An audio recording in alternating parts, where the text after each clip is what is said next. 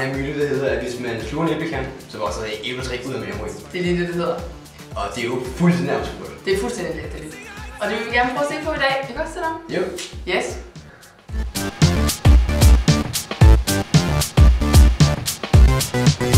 Ja, kernekraften det er en af naturens stærkeste kræfter, og der er simpelthen ingenting, der er stærkere end kernekraft.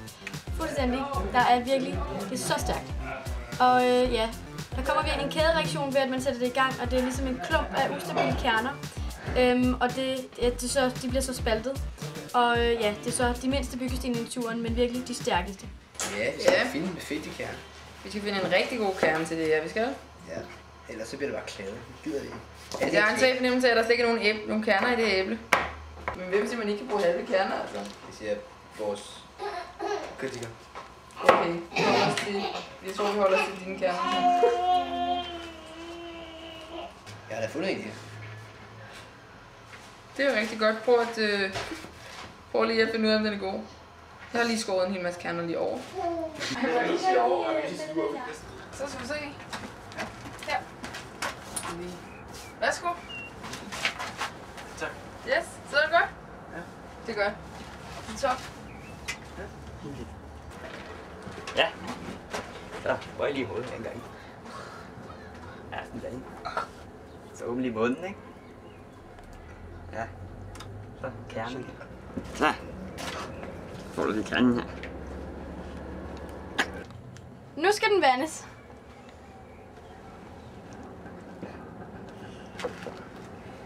Sådan, se her, så er vi i gang. Ja. Vi har fået vandet og buer det hele. Ja, nu skal vi bare lade tiden gå sin ventegang. Sin vandegang. Ja, Yes. det synes jeg, det er Så skal vi lige prøve at se på det der æbletræ. Ja, men jeg tror, der virkelig, der sker noget. Jeg tror ikke, der sker noget.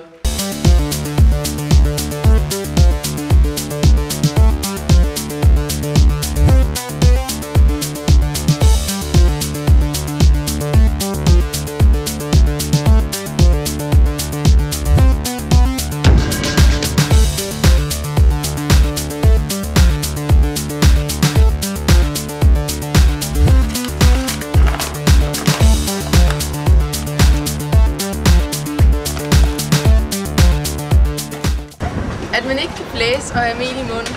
Samtidig. Det er en myte, som... Den skal dø i dag. Ja, den skal dø.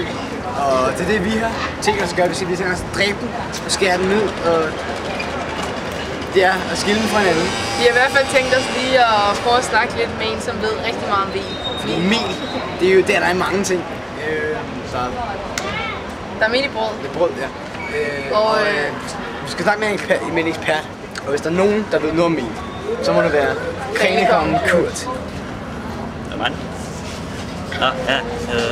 Mel, ja, det er jo alting. Mel kan bruges til alt i hverdag. Altså, alle lever jo af brød, ikke? Og hvad vil brød være uden mel? Altså, brød vil ikke eksistere uden mel. Mel er et meget seriøst objekt, som man kan bruge til alt muligt sjovt. Men det skal man ikke. Fordi mel er faktisk noget, jeg lever af. Hvis jeg tjener alle mine penge, jeg skal fandme ikke gå og købe mel på det sorte marked. Eller noget. Ja. Det var sådan Lidt stor. Fin mel. der er spelt, og så er der hvide, brun. Og munkehvedemel. Ja. Mel. Bunke.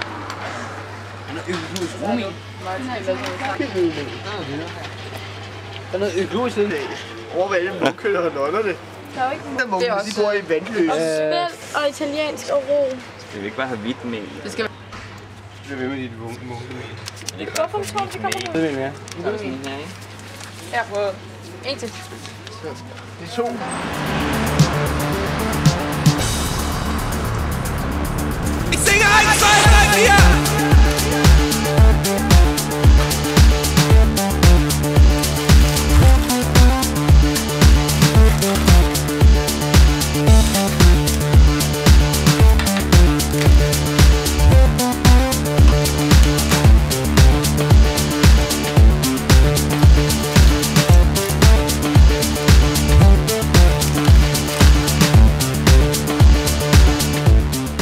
Blæser, som vi har fået specielt bygget.